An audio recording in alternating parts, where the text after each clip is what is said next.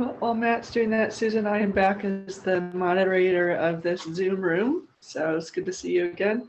So I'm going to welcome everybody. We're so glad that you're here to learn from Matt today. You are in workshop 8B, Netflix and Neurofeedback, How Technology Can Help Our Brains Heal from Trauma. Our presenter today is Matt Fleischman. He's a licensed psychologist in Oregon. He was the principal investigator on an NIMH grant on the implementation of behavioral family treatment programs in several protective service units in Oregon that achieved an 80% reduction of out-of-home placements. The facilitator of this today will be Susan Grundberg, who has spent more than 30 years in the child welfare and human services field and has successfully conceived of and implemented system and organizational reforms. So we're so glad they're here. Before we begin, I do want to introduce myself.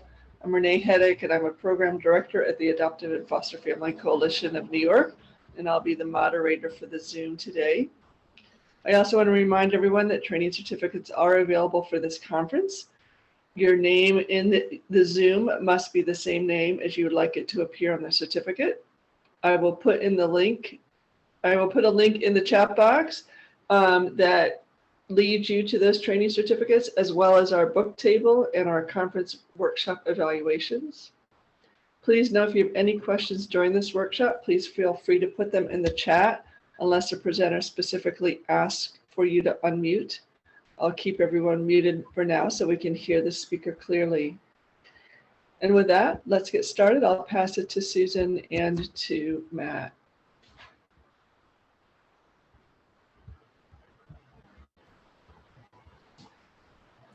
You're muted, Susan.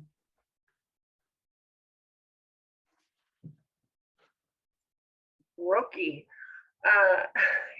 Welcome, everyone, and thank you so much for being here. I am Susan Grundberg. I am what she said I was. I am a consultant also here in New York and around the country, and I have a deep commitment to the child welfare community in New York. I am also a parent through foster care, so I have that lens as well. And like many of us, we are really scared about the state of mental health for our kids and our parents. And I have been looking for solutions along with many of you and started studying about neurofeedback, or learning about neurofeedback, I should say, a few years ago, and seeing a really transformational change that people were experiencing. Yet it was only available, it really still is only available to people on a fee-for-service basis. And that's maddening because the people who need it most are most vulnerable kids and families and adults and veterans don't have access to it. So I found Dr. Matt Fleischman, and about 6 months ago, and saw what he was doing to make neurofeedback accessible to nonprofits and build capacity. And I said, you have to let me help you get this into child welfare. So I am very pleased that all of you are here today, and I will introduce Matt, but I also want to be clear that this is, we have 2 clinicians and 3 caregivers. That's not 5 people, that's 3 people. Many adoptive parents are also professionals and have come to this work, as you all know. So Matt is going to share for about 20 minutes about what neurofeedback is, which many people don't know much about. And then we're going to hear from a mom and a couple of clinicians and hear their stories about how they got into this and what it has done for them. And then we'll have discussion. So please feel free to put who you are in the chat and where you're from and why you're here, and then of course questions. So with that, I'm going to turn it over to Matt Fleischman. Thank you so much, Susan. And I feel really fortunate that Susan and I connected up because it's just been amazing in terms of the opportunities of this project. So plus she's a wonderful person to work with. I'm sure many of you already know that. Anyhow, I'm Matt Fleischman, and I'm a licensed psychologist, yes, out in Oregon, but I am actually a native New Yorker.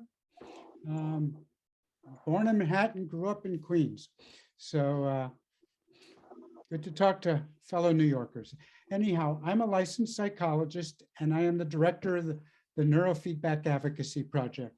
And just a little bit of background, my training was in working with children with behavior disorders. About 35 years ago, I became acquainted with neurofeedback, saw the potential of it even back then, stayed with it, used it throughout my professional practice. I've been a trainer for people in it and a researcher.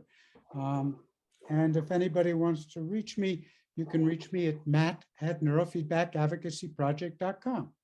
Anyhow, so why neurofeedback? Why should you even be interested in neurofeedback? So first off, a couple of things that I think maybe we'll all agree on. First place, there really is a crisis in mental health. And what I mean by that is the demand for services is just huge. I know every agency I've spoken with is overwhelmed with requests for service. Talk to families, you read the articles in the paper, people can't find the services. And even though we do our best and we've come a long way, the current services are nowhere near as effective as they need to be. That is not a criticism, that is just a and I'm trying to get this moving. Okay, so why neurofeedback? I think everybody now recognizes that trauma affects the brain, that everything we experience in some way is impacted, laid out in the brain. The brain is the repository of all our experiences, our preferences, our learning, whatever. And that trauma has a very specific impact on the brain. It moves the brain. Well, the brain moves into a state of hypervigilance, hyperarousal, hyperalertness to survive. That is not a damage, that's a survival mechanism. But when it stays in that state, the brain then stays in that state too. In other words, it comes away with a world view that the world is not safe, and I have to be on my tiptoes at all times to watch what happens. The issue is that there's very little appreciation that we have made dramatic strides in non-invasive, non-verbal treatments that directly remedy that impact. And the one I'm going to talk about today is neurofeedback. Oops, okay, there we go. So probably I would assume many of you have read the book or heard of the book, The Body Keeps Score. It continues to be a bestseller week after week. It's over almost 2 years on the bestseller list.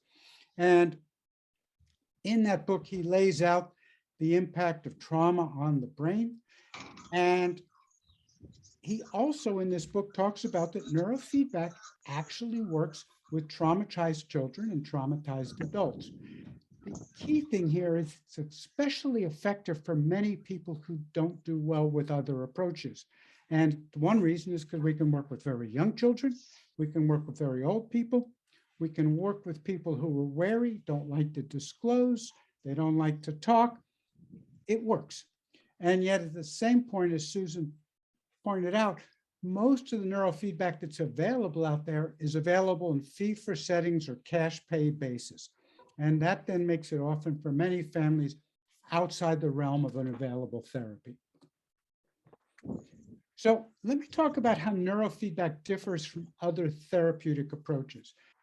So, and I'm going to tell you, this is what I say, if I had not seen a jumbo jet fly, I would not believe this possible. So I'm going to tell you stuff and you're going to listen and go, I don't believe this, got to see it. But anyhow, neurofeedback works on the brain's own ability to self-regulate.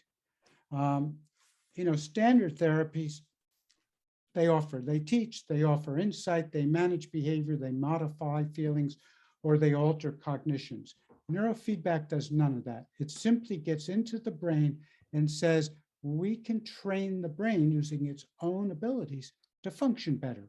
And by functioning better, we improve sleep, we improve mood, we improve attention, we improve behavior, pain, or social functioning. I mean, it's really weird, but for example, a child who's on the autistic spectrum, as they start to do neurofeedback, parents will report, boy, my child is starting to talk to me in ways he never done, aware of feelings, aware of other people's emotions. That's the outcome of better self-regulation of the brain. And unlike medications, it's not an invasive intervention. We don't put anything into the brain. We just pull upon the brain's inherent abilities. And also crucial is that neurofeedback, I'm just got to get this out of the way. Okay. Neurofeedback does not suppress normal emotions. It doesn't suppress energy or creativity. Rather, it opens up possibilities for children or adults who are otherwise unable to reach their potential. So significant difference. We're not dampening the brain down, we're helping the brain work better. So in a neurofeedback session, we paste electrodes to the head to record brain activity. These are almost identical. If you've ever had an EKG for the heart, they paste electrodes to your chest. These are pasted to your head. Nothing is going from the electrodes into the head. These are just sensors, kind of like a stethoscope to your brain. And here, highly sensitive software analyzes the brain waves and feedbacks that information to the brain via a video. And I'm going to show you in a minute what that's like. Basically, what happens is when a brain's activity drifts into a state of being more calm but alert, because we don't want people just calm but not alert, the picture expands, but it shrinks when they drift out of that zone. So you watch this and you'll see a picture expanding and contracting, but you still see the movie, you still see the video game. Here's the deal. The brain can use that information to improve its performance. The same way, same mechanism, the way a musician tries to play something on a violin or a piano, hears a wrong note and corrects itself. Or more significantly, how a child learns to speak clearly. For example, children's early speech is not very clear, but as they get older, it gets clearer and clearer. But a child who's born hard of hearing or deaf has a very difficult time learning to speak absolutely clearly. It's the absence of the feedback. Give the brain the feedback, the brain moves forward. Okay. So now let's see the biggest video. problems. They'll come into a room like this, where they sit in a chair for half-hour sessions. The clinician attaches electrodes to their scalp that don't put anything into your head. They only read your brain waves as they're coming out. And at the same time, the client is watching a monitor, and they can choose to watch a video game or a movie. Basically, the information coming out of their brain is embedded back in what they're looking at. So as they're watching it, for instance, when I do it, I'm watching a movie. Yes. And when my brain is not at the right range of functioning, when it's doing something dysfunctional, which will cause, in my case, a migraine, it gets visual feedback because the picture shrinks down and lightens. It gets audio feedback because the sound gets quieter. And then we have tactile feedback as well. We have these teddy bears that you can hold on your lap, and they vibrate. They kind of purr when your brain is doing the right thing, and when it's not, they don't. How does that connect with the teddy bear? How does that? Well, all those things, visual, audio, and tactile feedback, are ways that your brain gets feedback on its own performance. It's almost like, we use an example of learning to ride a bike. You know, as you're riding a bike, you know, you aren't consciously realizing, or especially as you keep going and you learn more and more about it, you're not consciously aware of what is going wrong, but your brain is, and it learns what it needs to do to tell your body to do the function effectively. And so that's what happens here, is basically the brain is getting feedback on its own performance. It sees when it's not doing the right thing. It goes, the brain has a propensity towards health. Yes. Because when the brain is working in the right range, it's more effective, you're more clear-headed, dysfunction falls away. It's easier for the brain to operate in a more functional range. Yes. And so the brain just learns to do this, and it's like riding a bicycle. Once it's learned trains itself. Exactly, yeah. And once it's been trained to do it, it constantly goes back to that new standard that it's made for itself instead of the old one, which is dysfunctional. And the goal is to find an optimal range of functioning for that individual that's best for them. So our method is especially clinician-centric. With this clinician-centric approach, you have someone constantly fine-tuning the information that you're getting for you personally to make it especially effective for you. So we get great results out of here. I think it takes 20 sessions for people to really say, okay, I've had improvement along the way and now this feels like something I want to continue. Okay. So I don't know about that man's tie, but it's a good explanation nonetheless. So if neurofeedback has the client, the child, the parent, whatever, the adult watching a screen, what does a therapist do in the session? So first off, the therapist needs to establish a therapeutic relationship. This is not simply a plug and play, come on in, sit down, we'll attach some electrodes to your head.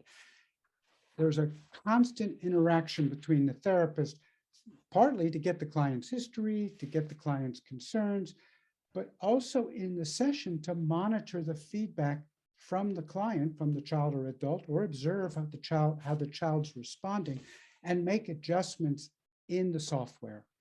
At the same point, the therapist can do all the usual therapeutic interventions that they have. So we have therapists who do EMDR, DBT, cognitive behavior therapy, parent training, you name it, these can be interwoven into a session.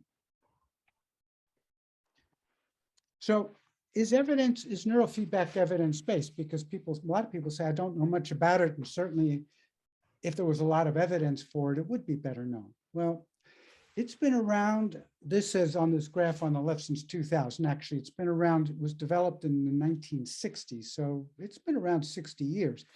To date, there are over 2,400 published papers, most of them peer review, and here we're looking at PubMed if you want to go find them. This is not an unknown thing, and the papers come from around the world, including major universities. And also, if you're a researcher, they include animal studies. Yes, you can do neurofeedback on animals. Also reversal designs. That's where you do the intervention, you do the neurofeedback, and then you undo the neurofeedback. And you also have, we have a random assignment. So it is evidence-based.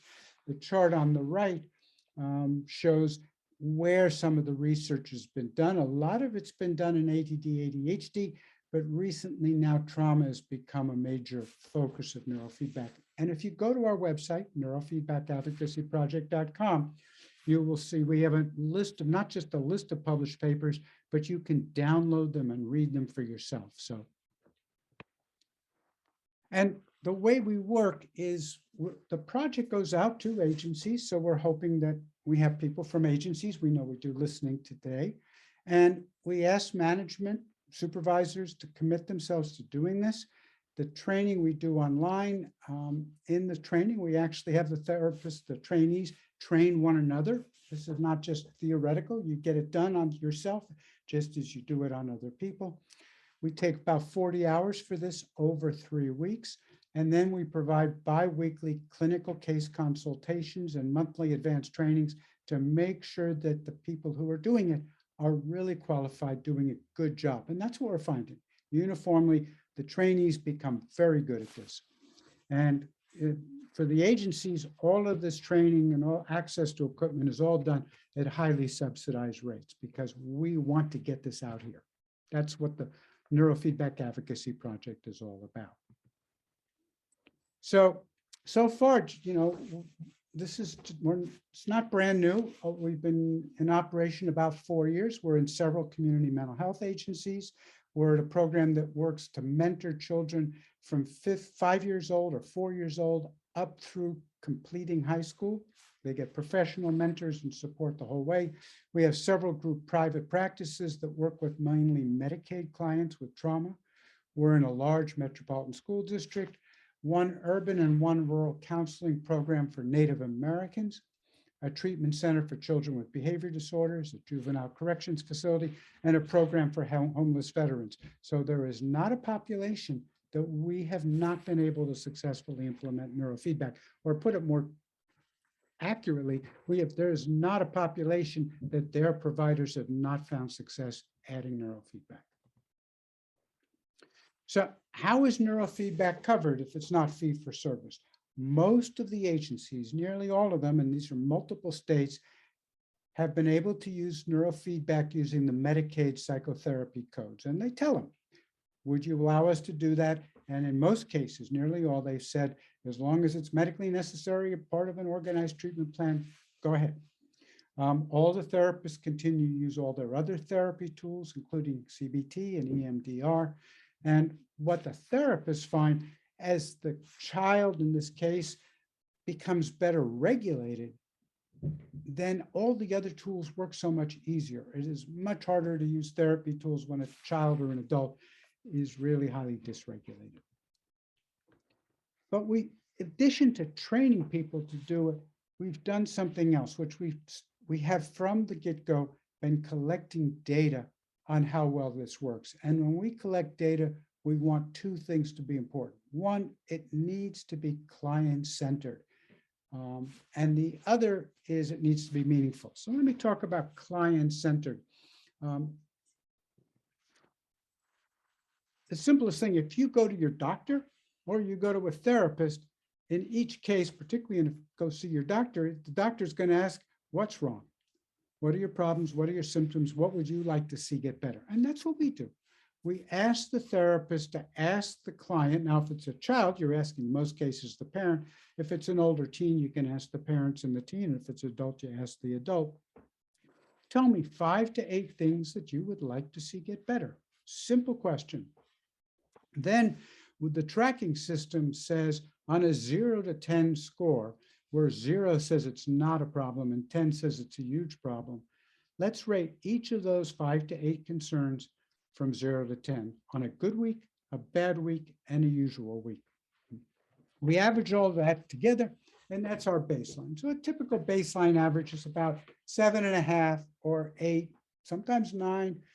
Basically, people say these are the problems, and they're pretty serious. Otherwise, I wouldn't be here. Every session that the client comes in, they re-rate their concerns. And what we do is we compare the average for the last 3 sessions versus the baseline. If you only do 1 session, you get random noise. So we're looking at the end of treatment versus the beginning of treatment. The next thing is our data needs to be meaningful. Psychology and valuations are full of checklists, Beck depression score, CBCL checklist, 40-point this. That's all great for research. But when we get out into the real world, we want meaningful data. And so the type of meaningful data is things like disciplinary actions in school.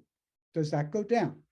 Hospitalizations, changes in medication, arrests or incarcerations, drug and alcohol relapses, cognitive functioning. We actually have the client, child or adult, play what I call them is the world's worst video game. But as a test, it's actually a very good test of how the brain is working. We also ask people how well they're coping with stress. We ask about nicotine and or medical marijuana use. And then we go, so clients and therapists, we ask for their ratings and reviews, just like you would have on Amazon. So this is kind of across the board, some of the measures we have. So let me show you. We also want measures of client difficulty. Because again, new therapies tend to be used on college students and then people with money who go to therapy and often overlook many of the clients who have the greatest need. And so we collect several things.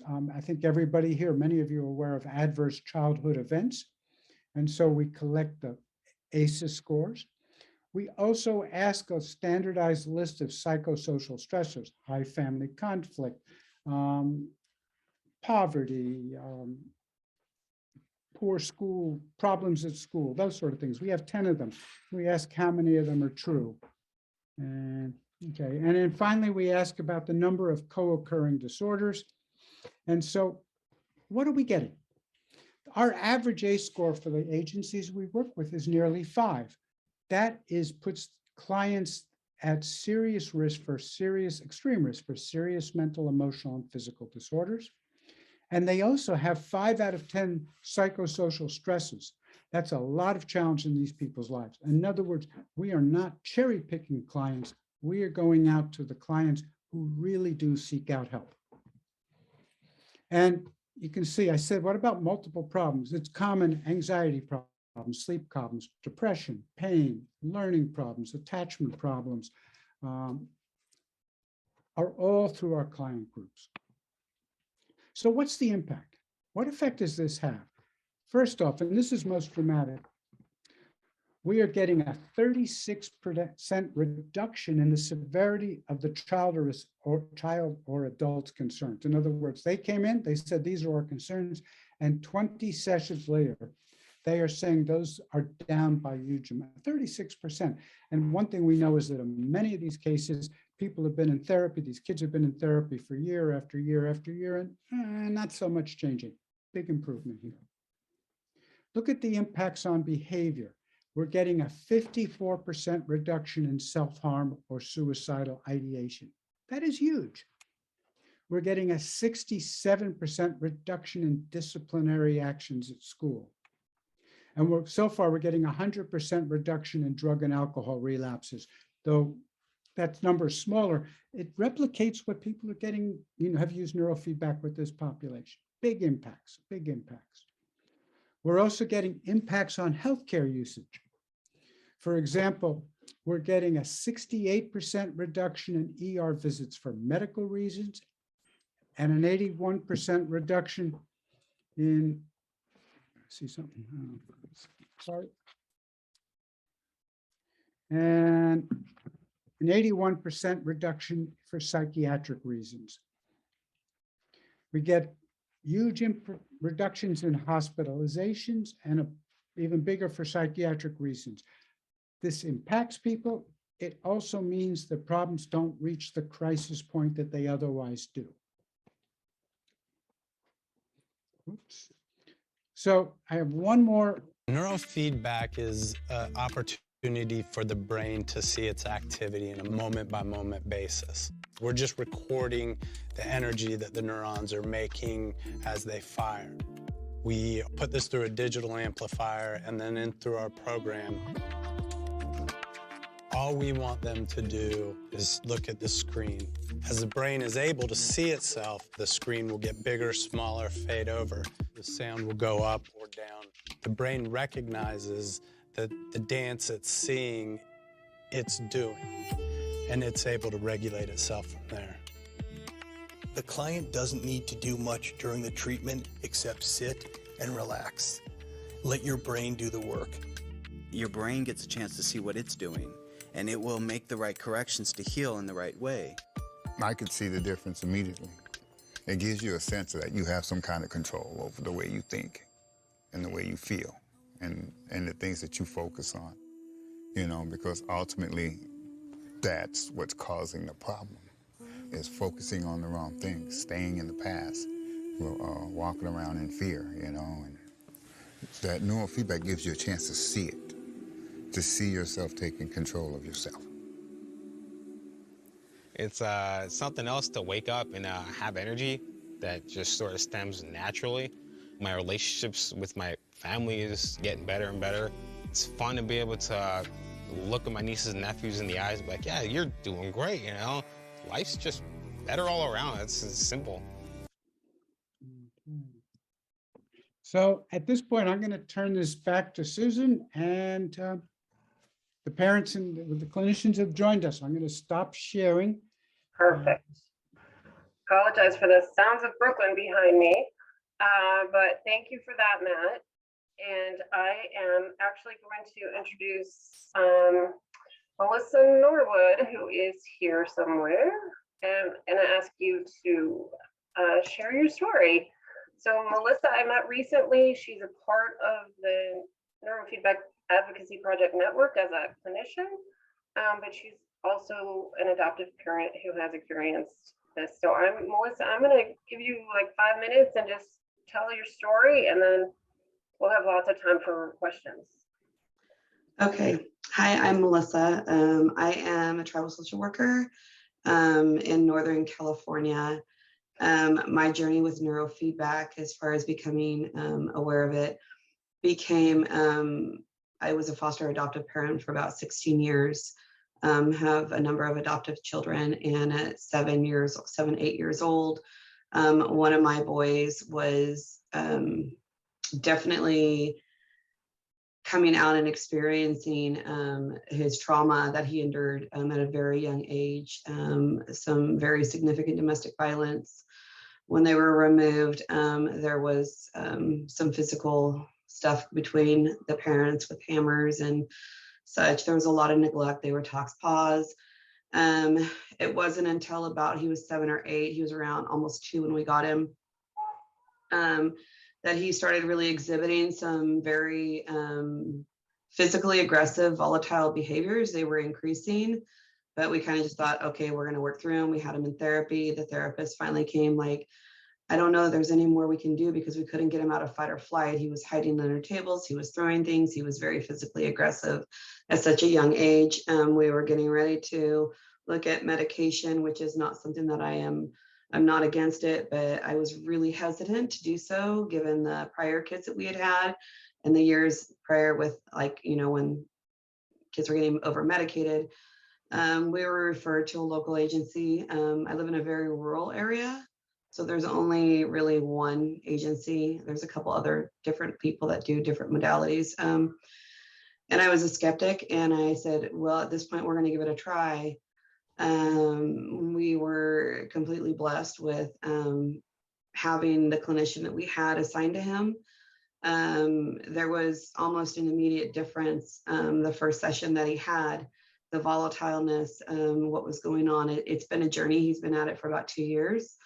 What neurofeedback was able to do for him was to bring him down out of fight or flight, to bring him down where he could learn coping mechanisms, coping skills, so that when he does get angry, you know, it not only affected him, I know he feels like he doesn't like that feeling, but it was scaring the other children who are younger, who were adopted. It was traumatizing them, it was traumatizing us, it was traumatizing himself.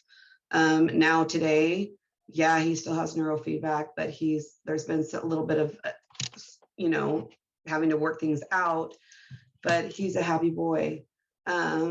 He's not hiding, he's not cowering. He's able to process some of his trauma. He's 10 years old and is flourishing and excelling. He has a brother that is about 13 months older than him, who has autism. And I want to briefly add the aspect of autism. His brother is high functioning and was verbal, but had a hard time communicating, and also with pallets of food. And we really had so many struggles. And I had no idea going into this that it would have the effect on him, and I did. He's 11 and he is eating anything under the sun. He went from like peanut butter and bread and different things. When he first started talking, it was like piece of bread, and then he would only eat bread. At 11 years old, we can take him to a restaurant, he'll eat almost anything. And I remember very vividly in one of his sessions, after one of his sessions, he came home and he was like, hey, can I try that? And I like called the clinician. I was like, don't, like, we finally are like finding some peace with this. So all of my family members, including myself, are participating with neurofeedback. I myself have been doing it about 2 years, not providing, but have been receiving it. It has been life-changing for me. My story is a whole other topic. I'm such a firm believer.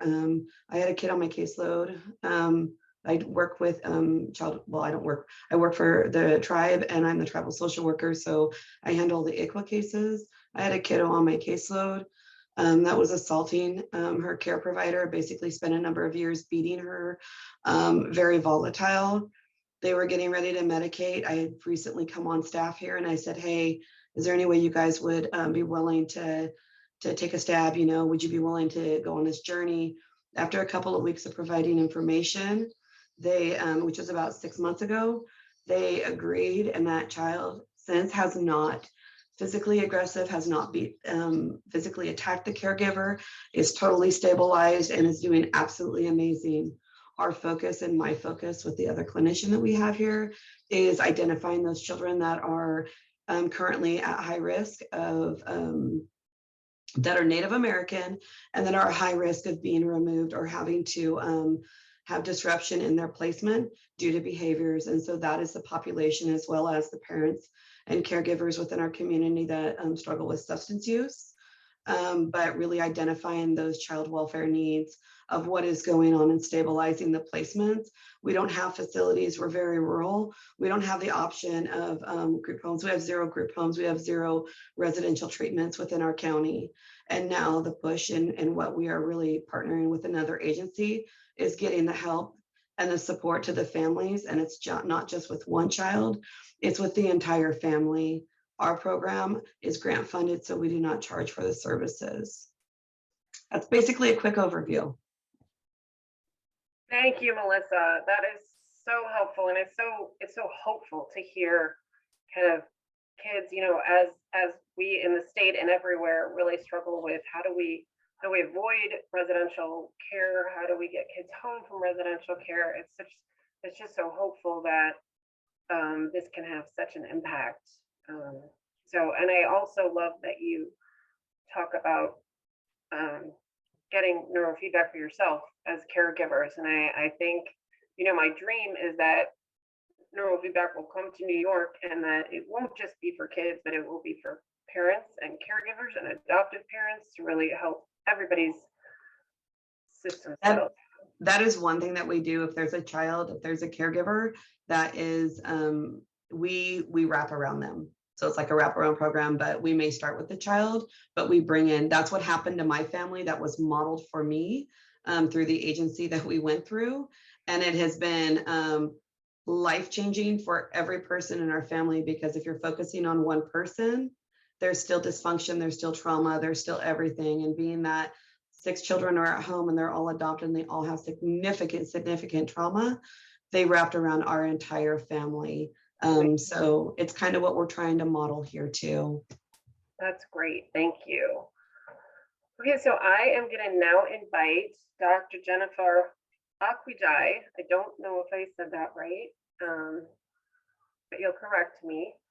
And she is a clinician at UAII 7 Generations in LA, an organization working to serve the unique and growing needs of the American Indian and Alaskan Native children and families in LA County.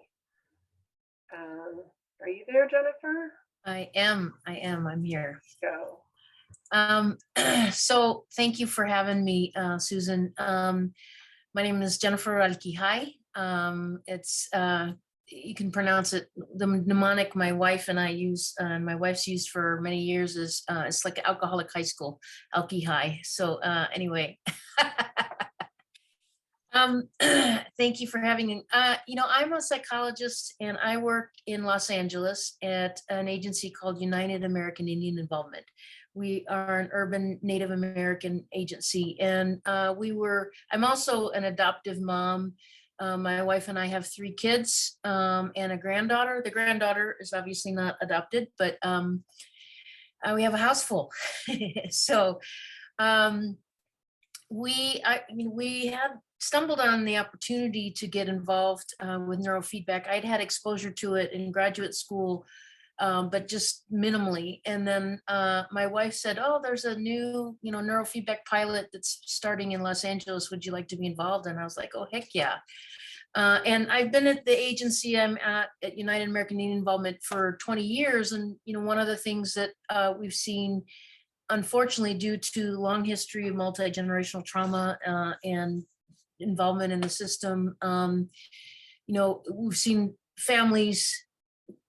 I saw kids, and then they would grow up and become adults, and then their kids sometimes would end up in the system as well. And how could we support stopping the cycle? And when I heard about this, I thought, we have a responsibility to find a way to fund this, to bring it to the community that wouldn't typically have access to it. And so between the opportunity we stumbled on, and I've met Matt Fleischman later, and the Neurofeedback Advocacy Project, we were able to get some staff trained. So we started, a couple of us getting trained, And, for us, it was very tech heavy and very different than what we're used to in terms of therapeutic modalities and traditional talk therapy. And it felt like there was only so far we could get with talk therapy. And one of the things we noticed, besides our own adjustment as providers to adjusting to the more tech heavy piece of it, we also saw some pretty significant results that just blew us away. And we noticed that the two of us who took the training first and started first with clients, the clinicians who trained behind us were still a little skeptical. The two of us who had already started working with clients were ecstatic over the results we started to see. And we kept saying to each other, just wait till they start working with clients. Just wait till they start working with clients. I've used it on my kids. I have a couple of videos that just little quick segments that I use to demonstrate what it looks like. One on my granddaughter, who was 5 at the time, one on one of my sons, who's 16 now. All 3 of the adopted kids are from the system, but they were adopted early. So they had, most of their trauma was prenatal exposure to drugs and alcohol, and some, placement challenges early on. So there's some, attachment issues related to that. Both sons are on the autism spectrum. So we've done some neurofeedback with them, but the most significant ones I've had have been with the clients that we worked with in the community, the Native community in LA. Just a couple of real quick stories. 41-year-old male, person of color, trauma and history, foster care history, came in with a brain injury several years ago, only slept for like 3 to 4 hours a night, attention issues, anger and reactivity. After about 27 sessions, his symptoms pretty much all went away. We were shocked. And he said, I've been able to sleep through the night. I haven't done that in years. He was just really happy at the results. Now, a year later, he was doing really well. He decided to come back for a little bit of a booster session, I don't know exactly how many sessions we'll give him, but what I've heard is, and I'll let Matt speak to that because I'm still pretty new. But otherwise, it's been super helpful for him. Another woman, Native 37-year-old, long trauma history, worked with her, got a lot of her symptoms down to next to nothing. And then one of the most significant was a child we were working with who was being adopted and real significant trauma history. And, sometimes the mom will tell me, it had such a significant impact, we really couldn't believe it. And I kept asking the mom, are you sure these are your ratings? Because it just seemed impossible. Real significant behavioral and emotional issues. And it just really calmed her nervous system down pretty significantly. The only thing we're working on now is some sleep issues. That's it. And considering where she started, I think we're all surprised. And so for me, I know I want to do everything we can to continue to sustain it and to train more clinicians and to offer it to the community, because at a minimum, they deserve the opportunity to tap into their own resilience that is there and kind of bring a level of healing and treatment that it wasn't accessible before. So anyway, that's my story and I'm sticking to it. Thank you so much. I don't know if Kim is back yet, but there's a question about whether we're using QEEG or mini maps, and I think this model is not using that and doesn't need it, and I'm going to ask Matt to take that. Sure. Yeah, this is a symptom or arousal-based model. The advantage of this is that we do not need to do a full set of recordings on the brain. There's been no comparison that I'm aware of one model versus the other, but the model that we used, I've used them all being in the field, I've used QEEGs, I've used LENS, I've used, had cues read by various prominent people. I've come back to this one, and again, I have no financial interest in any of this, but this one particularly, one is it's very trainable. You do not have to be a neuro nerd to do this. This fits in with people who I think have a clinical orientation. That's, you know, one key thing. The other one is we see results now amazingly quickly, which in some of the others, you know, I went away from them, not because they didn't work, but because they seemed to take longer. And then also that we are now able to work, and this is what I experienced in my career. At the beginning, I could work with the ADD kids that weren't too difficult, but by the end, trauma, head injury, migraines, severe sleep disorders. And I'm not saying every client was helped, but over 90% were. And the complexity or the multiple problems wasn't seem to be a barrier or an issue. And then similarly, we never had to do something where, well, I'm sleeping better, but I'm very tense. No, we don't trade one symptom for another. When we work, the tension goes down, the physical tension, the stomach pains, the focus, they all should work together because our goal is better self-regulation. And finally, one other point is somebody said, all you have to do is focus. In fact, we don't even want you to focus. The brain knows how to focus. If I tell a kid, and every kid is hard, just relax. If they could, they would have. They do not know how to relax. So we start the video game or the YouTube video and say, pick what you want and ignore everything else. But the brain reaches in and pulls out what it needs. And that's why I don't know that necessarily we even feel that the cues are an advantage, because it starts coming back to the superior clinician telling the brain, this is what you need, when the brain seems to pull that information out itself. Doesn't mean we ignore neuroscience. The people who develop this equipment do tons of research in that. But at this point, they're very educated. These are top-level neuroscientists are saying, somehow this seems to work, and we do not surprisingly understand the brain enough to say that a map is giving us more information than what the client tells us and what we can observe. So I hope I've answered your question. Or give it back to you, Susan. Yeah, so thank you. Yeah, and I appreciate also that, I mean, I'm glad this model doesn't need a brain map, because the goal here is to get into as many organizations as possible, and having to have people learn brain mapping and understanding it and reading it just isn't feasible. And we want to get it out to people, because as you've heard today, you know, people need this and they're suffering. And my goal is to, you know, identify child welfare agencies and clinicians and, you know, nonprofits and mental health clinics, and that will offer this all over the place. But, you know, my heart is in New York here too. So if any of you are clinicians at agencies or work in foster care or preventive agencies and are interested in bringing this to your continuum, let us know, because we can help you get it there. And Renee is asking what clinics in New York State offer neurofeedback. And I would say there is somebody here who's getting trained in it. There are a couple of you who maybe offer it, but in most,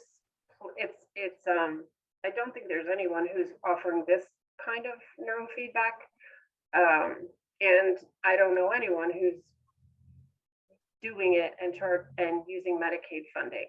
So yes, Medicaid should cover it. We have met with a number of New York City foster care agencies with leaders who are deeply involved in the Medicaid transformation, and they all said, absolutely, I would bill Medicaid with a psychotherapy code. So,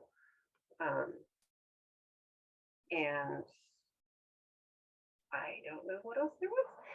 Does anybody, you can raise your hand or just pop up? Susan, that sounds like gigantic news, that you've met with child welfare agencies, Medicaid people, who say they clearly would bill Medicaid under that. Right, well, they weren't the state Medicaid office, but I they were understand it. leaders who have been involved in the transformation, and they absolutely said that they would bill Medicaid as a psychotherapy code. This is a tool that is used within the context of their psychotherapy. And as Matt said, people use lots of other kinds of modalities and EMDR, and they mix it with things. So yeah, I think the whole point is to be sustainable. And what Matt didn't really talk about was how clinics that have used this have also seen their no-show rates go from 35% to 2%, which also from a business perspective of a clinic is very positive, because that allows them to then sustain the model and use it for other things. Now, if someone got training in neurofeedback, but they're officially not a therapist, can they still bill Medicaid for neurofeedback if they were a neurofeedback practitioner? Well, I think there are different codes depending, and I'm going to leave that to Matt or. I can speak a little bit. The most common code are the psychotherapy codes, but the psychotherapy codes typically require the provider to have a master's degree. Oh, a master's degree. Okay. But in many of our agencies now, each state works slightly differently. There are Medicaid, what are called skill building codes. And several agencies have used these skill building codes with bachelor level providers. Okay. And again, it goes by state. I know in Oregon, they have a system of credentials for unlicensed people. So these are typically interns who have completed a bachelor's degree or a master's degree, but they're working towards their hours for licensure. And these people then have a type of certification that Medicaid will recognize for providing service. So it's complicated. And I would like to say our best experience is Oregon and California. So California is even better. And there, the Department of Health Services and Department of Mental Health Services have sat in and said, yes, we'll make this work. And typically using some variation of psychotherapy codes. So even though Medicaid is a federal program, it's a state-by-state basis in regard to rules. That's right. And in some states, it's even one more level. The state will contract with basically insurance companies to cover 150,000 lives or something like that. And then that group has to make the determination. But generally, when they have seen the impact, the insurers are saying, we're not going to close this down because we're getting really good results. And that's one reason we collect the emergency use and the hospitalizations, because those are the big cost payouts for an insurance company. Yeah, good idea. I'm sorry. No, that's it. Thank you, Pat. I know there are some other people who have said in the chat that they have tried this or benefited from it. If there's anything you want to share, please jump in and let us know. And I don't know how many. I don't know if there's a way. Can you just raise your hands? Like, how many of you are caregivers and how many of you are maybe clinicians? But wondering if you have ideas about how we can help advocate for this to get more providers to offer this in New York State.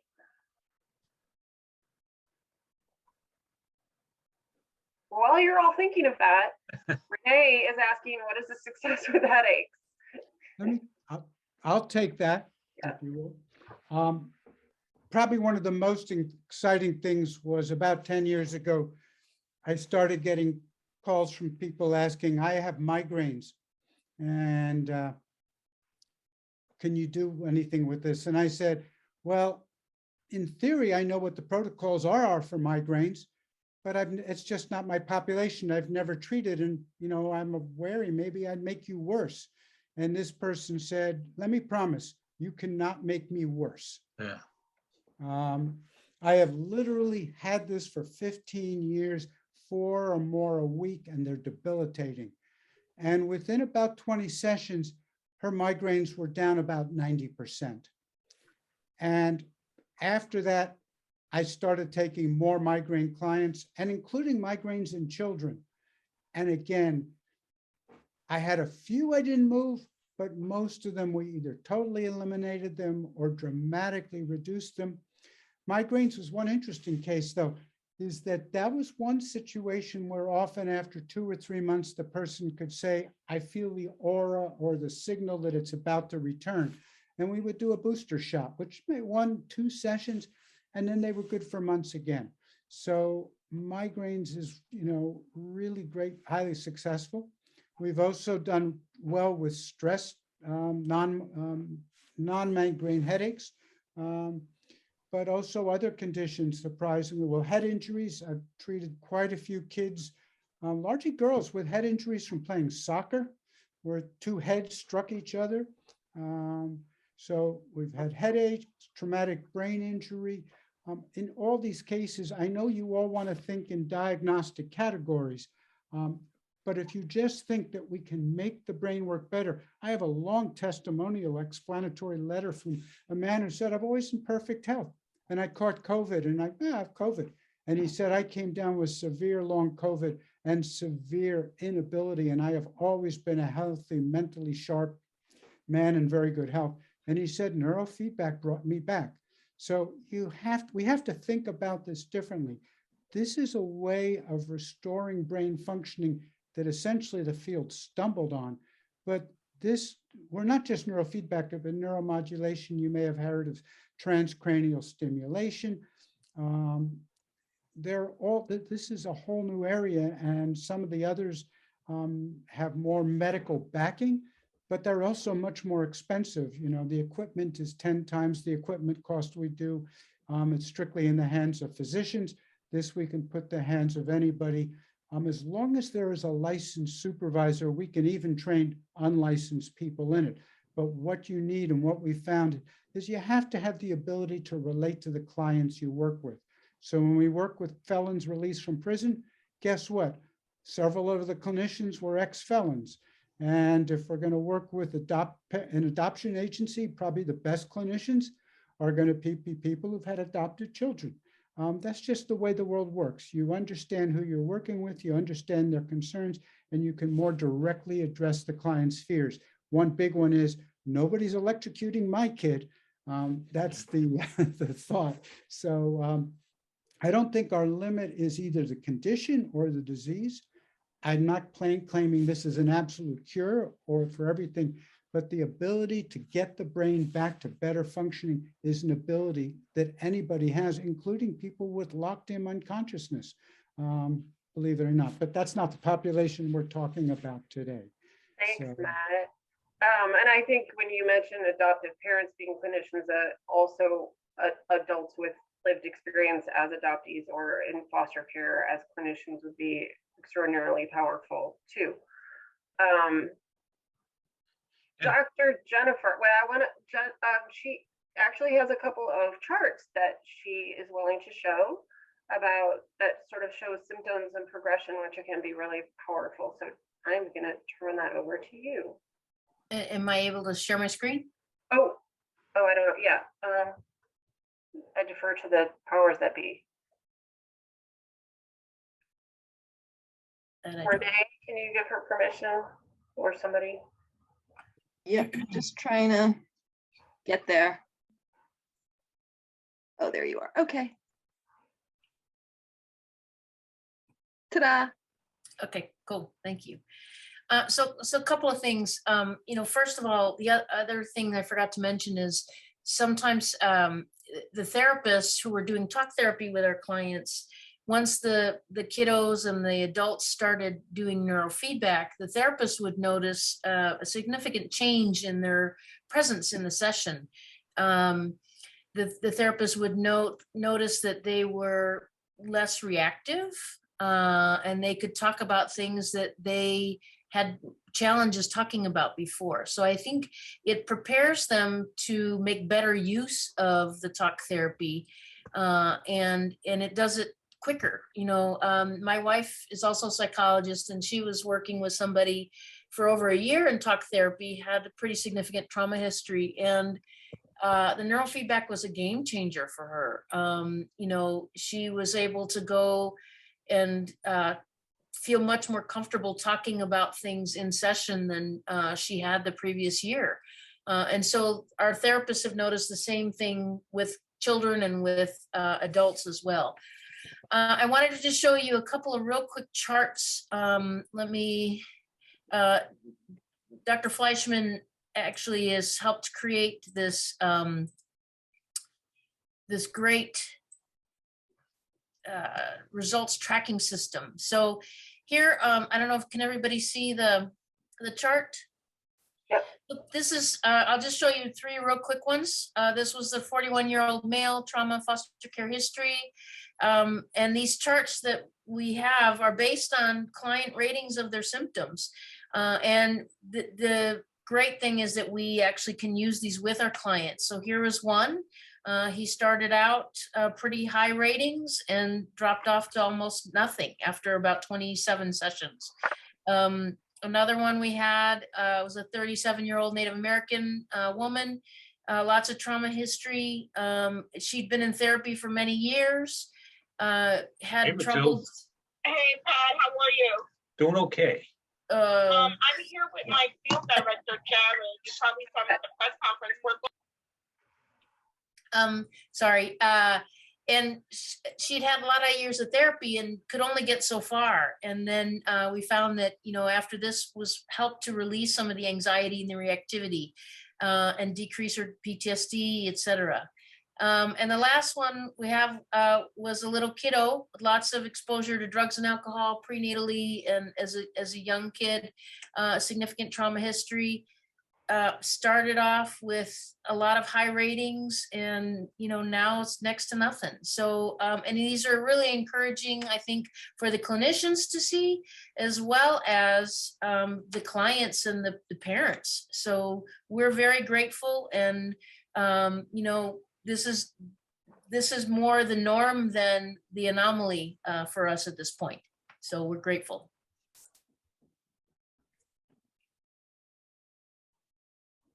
Thank you. I'm not sure if Kristen is back. So are there other, if she does, we'll close with her. But otherwise, are there other questions? Oh, actually, Matt, there was a question. I know you really explained sort of, it's not about the diagnosis and that it's really about helping any brain work better. But are there any studies, or I think both Melissa and Jennifer have probably experience with this, but are there any research studies with FASC?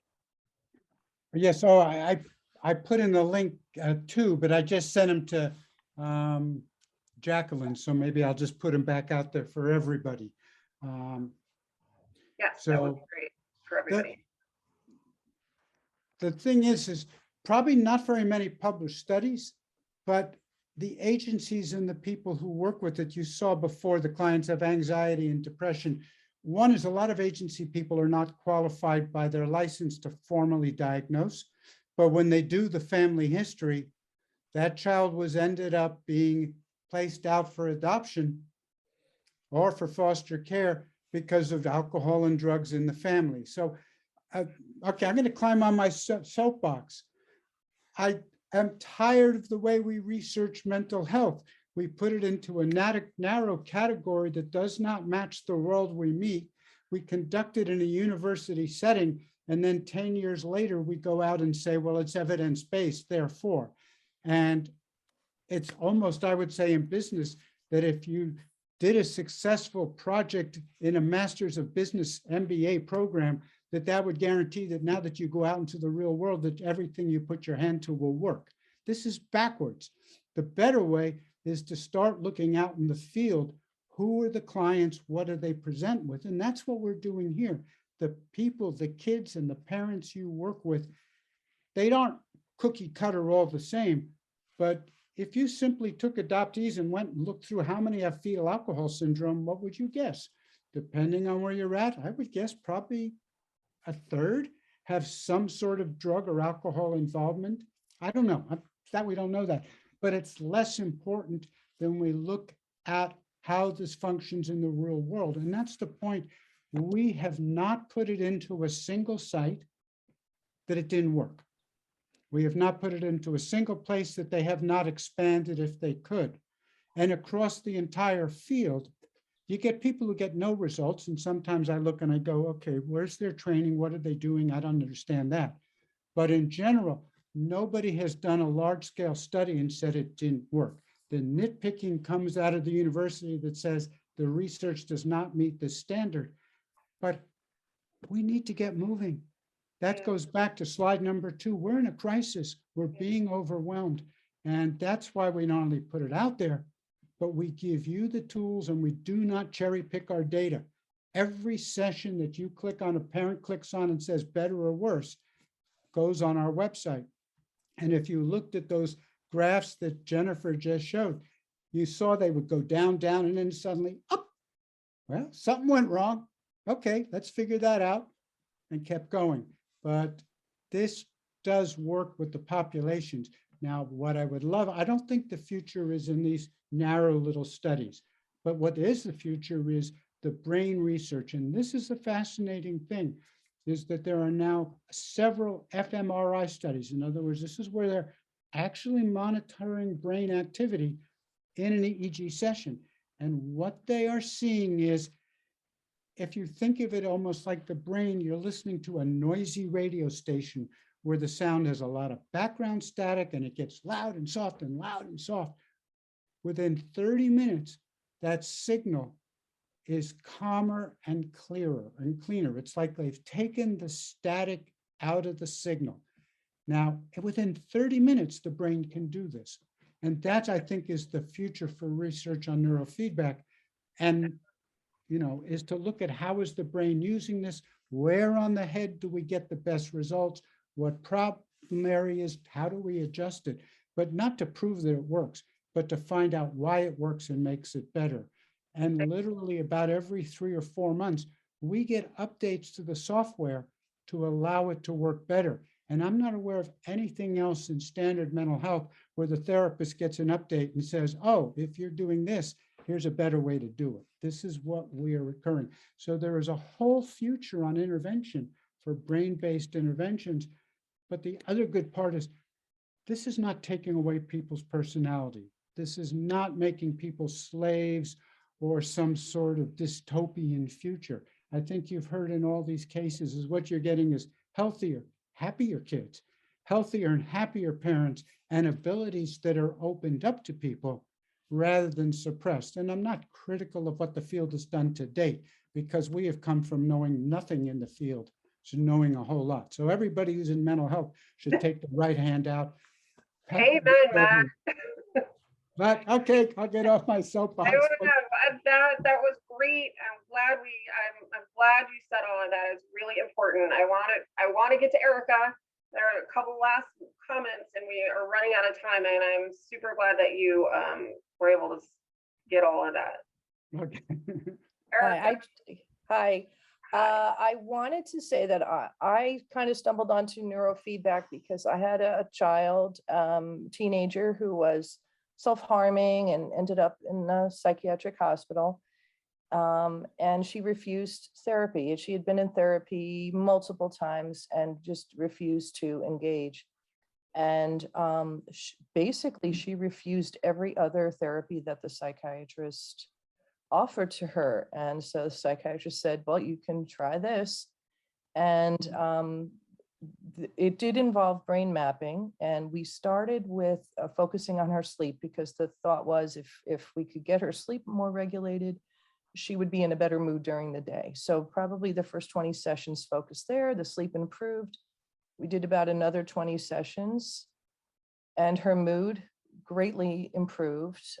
She is still on medication, and I don't know if that will change, but at this point we're about 6 months out and she has not had another major episode of self-harm or hospitalization. So, I think there's something there. Absolutely. That's big. Thank you. So I'm sure there are more comments, but I know it's 6:13 and I'm pretty sure we're going to get kicked out of here in a minute. Is that right? We can go to 6:15. Yes. That's 2 minutes. Yes. Anyone got something? I'd like to share. Hi, it's Kristen Franklin. Hey, Kristen. Hi, thank you for your patience. I just wanted to say this neurofeedback, along with the right therapy modality, has helped my daughter. She was like the last mom who spoke about her daughter in and out of the hospital, self-harm, a lot of trauma history. We're in kin care right now. She has CPTSD, a lot of different diagnoses, and she was on at least 6 medications at one point. With the right therapist and with EEG, working with Dr. Jane and UAII, my daughter is now off all of her medication, and she's sleeping, and she's not having tantrums. She's not being aggressive verbally or physically anymore. So it's kind of like, I'm like, did you guys fry her brain? Obviously, I know you didn't, but it definitely has changed both of us, because now I get EEG and it's helped me focus, and we're doing a lot better as a family. So I would recommend it with the right therapy and just what works for your family. So I just wanted to thank you guys for hearing us, because it really works. It doesn't fry your brain. And I definitely, even myself, have calmed down. And I used to have to take anxiety medication for all the stress that we went through. So I'm off of that too. So try EEG. I'd recommend it. It's definitely changed our life, and I'm thankful for it. Thank you, Dr. Jen.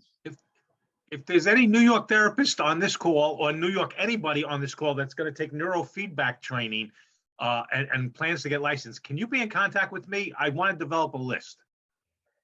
What I would say, and Kristen, thank you so much. That is like the perfect message to end on. It is so hopeful. And the big thing we need here in New York, we don't have these providers like you guys do in California and Oregon.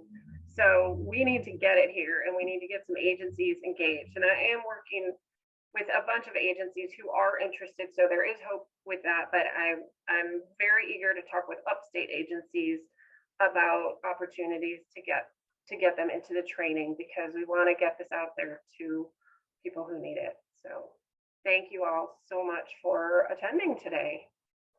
And please email me or with any questions. I should have put that in the chat. Great. Thank you so much, Susan and Matt and everyone who shared. Incredibly important information to get into the hands of clinicians and parents. So thank you so much.